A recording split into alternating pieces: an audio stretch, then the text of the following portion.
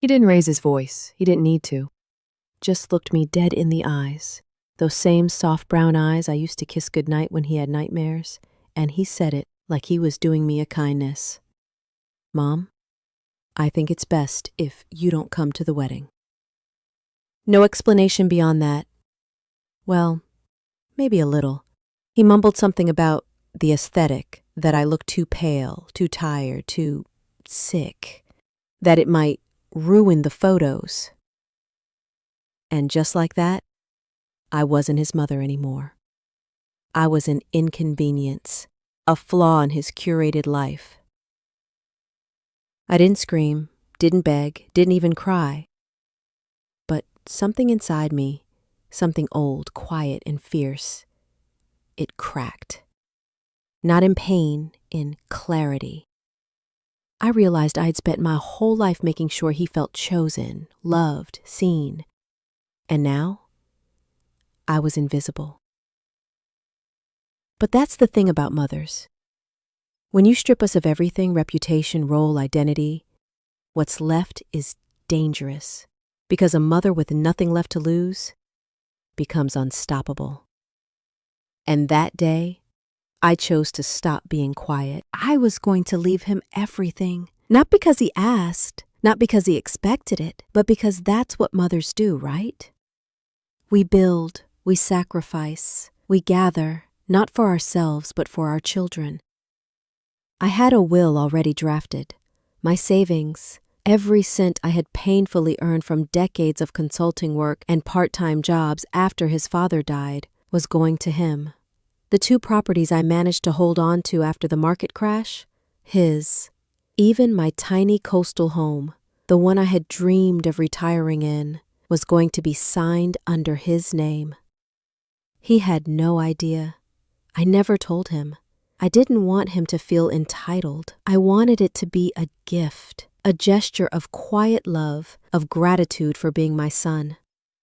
I thought maybe when I'm gone, this would be how I show him you were always loved, even when I had nothing left to give. But after that day, after he looked at me like a stain on his perfect life, something shifted. I went home and stared at the will for hours. The pen in my hand trembled, not from weakness, but from awakening. I saw my name, and his. I saw my life, years of struggle, of skipped dinners, of ignored pain just to make ends meet, reduced to a line under beneficiary, my son. My son. The same boy who used to crawl into my lap with scraped knees, who used to call me his hero, now saw me as inconvenient, embarrassing, off-brand. And I realized something. He hadn't just uninvited me from a wedding. He had quietly erased me from the narrative of his success, as if I had nothing to do with it. That day I folded the will. Not in anger, not in spite, but in clarity. I called my lawyer the next morning, and as I walked into her office, I said calmly, "We're starting over. No inheritance, no blind loyalty. I will not reward cruelty disguised as boundaries." He didn't know it yet, but he was about to learn what it means to throw away the wrong woman. Because I wasn't the pale, fragile figure he dismissed. I was the architect of everything he stood on. And I was still standing. He came over on a Sunday, didn't call first, didn't knock twice, just walked in. Like he used to as a boy when he'd run home from school, throw his backpack on the floor and shout, "Mom, I'm starving!" Back then, my presence was his comfort. My house was his refuge. But that day, he didn't even look at the tea I made.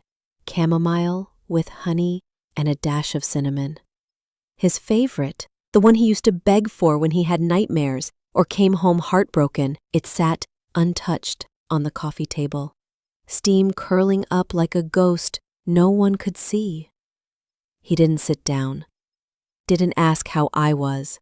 His eyes darted to the floor, then to the ceiling, then finally to me, but not with warmth. With duty. Like a man who came to do something unpleasant, but necessary. "Mom," he began, voice low, eyes flicking sideways, "I think it might be better if you didn't come to the wedding." I didn't speak. I couldn't. I just stared at him, at the man I had raised, his jaw clenched, his fingers fidgeted with the hem of his shirt like a nervous schoolboy, but his words were cold, rehearsed. "It's just the aesthetic. You know how important the photos are to Kendra and, well, some people might not understand. The scarf, the chemo, it might make the guests uncomfortable." Uncomfortable.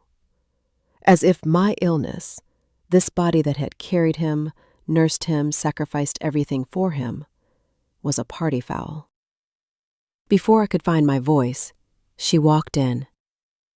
Kendra, tall, polished, wearing all white like she was already trying on the wedding gown in spirit. Her hair was perfect, pulled back in some kind of effortless bun that took hours and stylists to achieve. Her face, flawless, like it had been edited in real life, a magazine cover in motion. She didn't greet me, didn't say "How are you?" or "Sorry to barge in." She just smiled, a smile that looked sweet but felt sharp. "Hi," she chimed, airlight. "We just came from the planner. Finalized the seating chart. It's really tight. The venue's limited, but I'm sure you understand." Understand? Understand what exactly? That my son, my only child, had chosen his wedding aesthetic over his mother? That this woman, this stranger, now had the power to erase me from one of the most important moments in his life?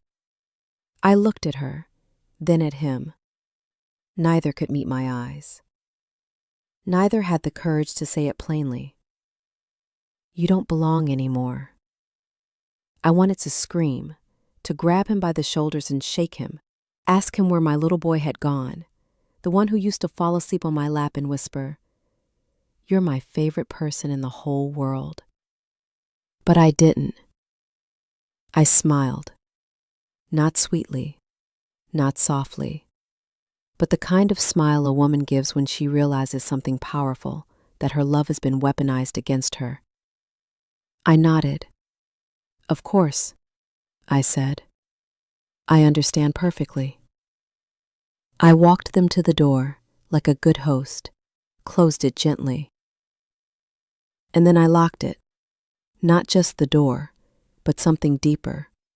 I locked the version of me that still clung to hope. That day, I stopped waiting for my son to see me, because the woman he stood beside saw me, and she didn't flinch. She didn't fear me. She knew exactly what she was doing. And the worst part? So did he. It started with a brochure. Just a glossy little folder left casually on my kitchen table beside the salt shaker. Like a menu from a takeout place. Tobias handed it to me without looking me in the eye. Kendra stood behind him, arms crossed, chin lifted, pretending she wasn't listening. But every part of her body was rigid with anticipation. "It's just a suggestion," he said lightly. Too lightly. "A nice place. Clean. Private. You'd have your own room. Your own nurse. You could rest." Rest. As if I were dying. As if I were already gone. He kept talking, his voice carefully measured. The way you'd speak to a fragile vase, or maybe a burden. You wouldn't have to worry about bills, or stairs, or getting to your appointments. We'd visit. Of course we would. Holidays, birthdays.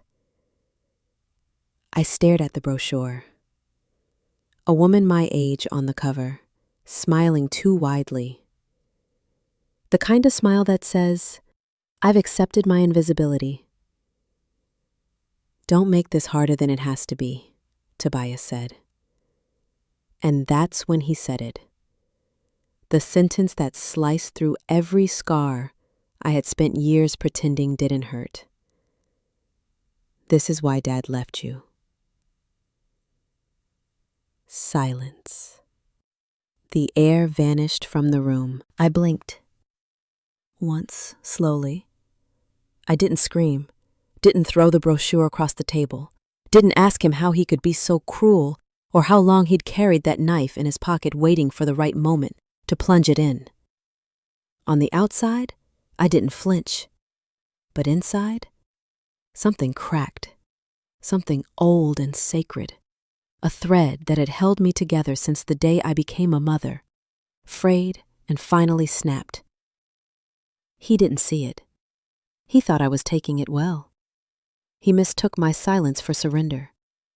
But that night after they left, Kendra still smug, Tobias still convinced he was doing the right thing, I sat alone at the kitchen table. I stared at the brochure, then at the cup of tea he hadn't touched, then at the photos on the wall.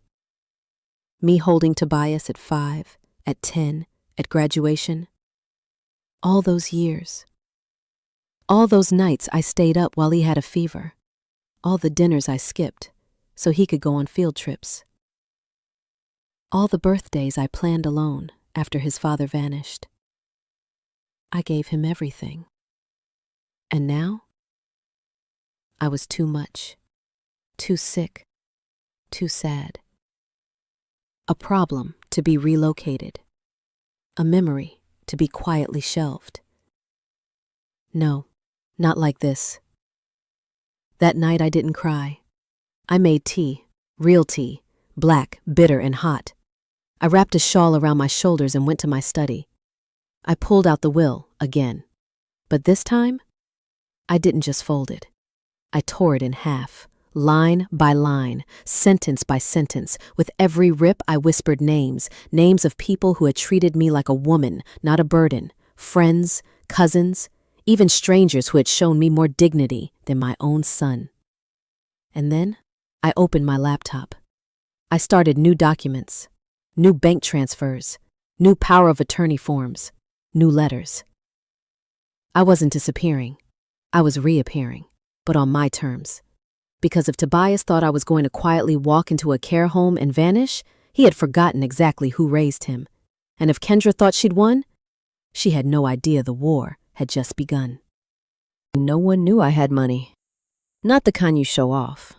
Not the loud, flashy kind with yachts and champagne and dinner parties on marble floors. But real money. The quiet, patient kind. The kind built on years of skipped vacations, disciplined saving, and more grit than most people can imagine. The kind no one sees coming because it's hidden behind scarves and secondhand coats, not designer bags. 3 properties. 1 modest apartment I bought during the crash and never told anyone about. A lakeside cabin I inherited from my aunt, flipped discreetly. And the townhouse I currently lived in, fully paid off, sitting in a neighborhood whose value had doubled in 5 years. Then there was the salon, a small business I quietly invested in when a former student of mine, Maria, wanted to open her dream hair studio. Everyone said she'd fail. I believed in her. Now she owns 3 branches and I get a cut of every quarter, enough to fund a whole new retirement if I wanted. And the bank? Let's just say I had enough tucked away to change a life or two. But no one knew. Not even Tobias. He always assumed I was barely getting by, that I was the poor, pitiful single mother who scraped together enough to pay his college tuition with her last dime. That everything I had was gone. But the truth was, I had learned how to stretch survival into wealth. Because when you've been abandoned, first by a husband, then by time, you learn to build walls and wealth in silence. I had always planned to surprise him one day, It was supposed to be a letter, one I'd give him after I passed, or if I ever felt the timing was right. A note that said, "I know you never asked. I know you didn't expect anything, but everything I built with you in mind." I pictured him holding that letter, crying, grateful, realizing how much I had done in the shadows just to make sure he'd be okay. But that fantasy died the day he handed me a brochure for a care home and said, "This is why Dad left you." That night, I took the original will, the one that left him everything, and fed it through the shredder. Line by line, blessing by blessing, erased. And I wrote a new one. But this one wasn't filled with love. It was filled with clarity. I reassigned the properties. The cabin went to Maria, the apartment to a woman I met during chemo who had just lost her job and couldn't afford rent.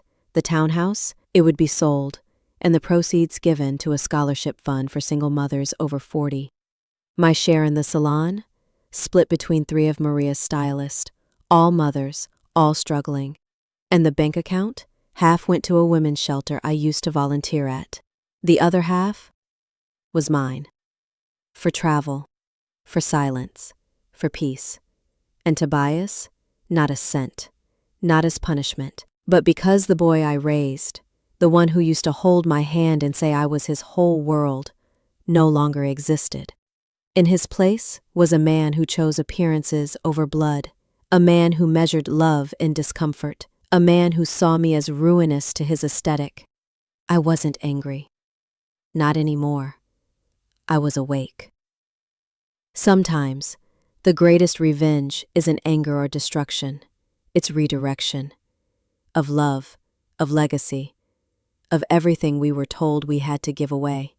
And as I signed that final page of the new will, I didn't cry. I smiled. Because for the first time in years, I wasn't surviving for someone else. I was living for me. I called Monique that same evening. She answered on the first ring, no small feat for a woman who hadn't picked up a call on the first try since 1998. "You okay?" she asked, voice low, clipped, direct, like she already knew the answer. "I need to change my will," I said, calm as ice. Completely. An hour later, she was at my kitchen table. We didn't hug. We didn't cry. We poured tea, the real kind, none of that herbal nonsense, and sat like 2 soldiers planning a quiet war. She opened her leather folder, pulled out a yellow pad and a pen, and just like that, my legacy began to change. Not in whispers of regret, but in declarations of precision. We restructured everything. The properties were already assigned. The scholarship fund, Monique helped me draft the legal structure for it that very night. But there was one piece I hadn't decided yet. What to do with the bulk of the money. The salon shares, the liquid assets, the emergency fund I'd kept hidden even from myself. I looked at her and said, I wanted to go somewhere it matters. Somewhere that would have saved me if I'd had it when I was 50 and alone. She nodded. Didn't even need to ask. She already knew where I meant. The Rose House Foundation. A shelter I'd visited once, years ago, when a friend of mine, widowed, broke, and quietly unraveling, needed a place to land. Rose House wasn't just a shelter. It was a home for women who had been discarded. Women who had given their lives to family, husbands, children, only to be told when the wrinkles came and the usefulness faded that there was no longer room for them. I had seen their faces, fierce, dignified, betrayed, just like mine. I want to leave them everything, I told Monique. She raised an eyebrow. Everything? Every damn cent. And Tobias? Not a dime, I said. Not even the scarf he hated so much. I watched as she wrote it all down, her pen slicing across the page with the same clean efficiency I once used to pack his school lunches. For years, I thought that being a good mother meant giving without limits, even when it hurt, even when it hollowed me out. But I finally understood something. Inheritance is not an obligation, it's a mirror. It should reflect not just blood, but respect. And Tobias? He had broken that mirror with a single sentence. This is why Dad left you. He had spoken it like a man confident that he'd already won, that I had no moves left, that I was too tired, too sick, too broken to fight back. But that's the thing about aging. You stop playing by the rules other people wrote for you. By the time Monique was done, we had drafted a document that didn't just transfer assets, it rewrote a legacy. The will now read, to the Rose House Foundation, for the care, dignity, and restoration of elderly women abandoned by those they loved. To Tobias Harrington. No bequest. This is an intentional omission. Intentional, deliberate, necessary. Monique looked at me, eyes soft but steady. You sure? She asked. I nodded. I had never been more certain of anything in my life. Because a woman who has been erased, once she chooses to pick up the pen again, she doesn't write apologies. She writes verdicts. It was 4 days before the wedding. I was folding laundry, listening to rain tap against the window, when a courier knocked. Not a phone call, not a text, a knock. He handed me a gold-trimmed envelope, too ornate to be sincere. Inside, a wedding invitation, heavy cardstock, cursive writing, sent by my cousin Anna. Not Tobias, not Kendra. No note, no apology, no acknowledgement of what they had done. Just a line at the bottom. We thought you might still want to come. It was a calculated move, not a gesture of grace, but of optics. They wanted the photos to show they were inclusive, that they weren't the type to abandon a sick mother, that if I didn't show up, well, that was on me. I showed up, dressed in soft gray, no black, no red, no attention-grabbing hat or eyeliner. I wore my scarf, not out of shame, but out of truth. And I chose the third row, not the front, not the back, right where I would be seen, just enough, invisible by design, like I had always been. The ceremony was held in a converted vineyard. White chairs, soft string quartet, rows of peonies. It was beautiful. Fake, but beautiful. Tobias stood at the altar, polished and perfect, the kind of perfection that came from trying too hard to be what the world expects. He never glanced toward me. Kendra in a custom gown floated down the aisle like a duchess. Everyone whispered how radiant she looked, how perfect they were together. When the officiant said, "You may now kiss the bride," I felt nothing. No sting, no ache. Because I had already grieved the boy I raised. I waited until the applause died, until the doves were released and the champagne poured. And that's when Monique made her entrance. She wasn't dressed for a wedding. She wore a navy pantsuit, heels that clicked like a metronome of consequence, and a calm, unreadable expression. She didn't walk toward me. She walked straight to the newlyweds. Tobias smiled when he saw her. He had always liked Aunt Mo, the cool family friend who gave him books and once helped him fix a parking ticket. "Hey," he said. "Didn't know you were coming." She smiled tightly. "I'm not staying." Then she handed him a manila envelope and handed another one to Kendra. She turned, nodded to me once, almost imperceptibly, and walked out before they could even open them. The silence was instant. Tobias opened his first. A notarized copy of my new will. A Letter. Handwritten. Folded once with clean edges. I saw his face fall as he read. His lips moved silently with each sentence. Color drained from his cheeks. He looked up, finally, and his eyes found mine. Too late.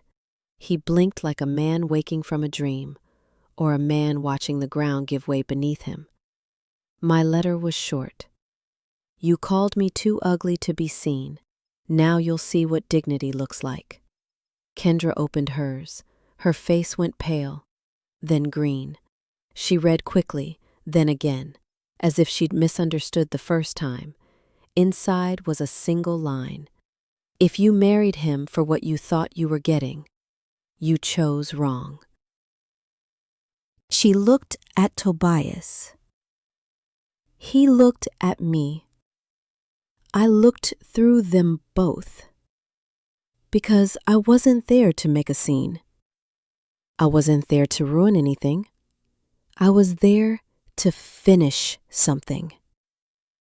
A legacy. A boundary. A lesson.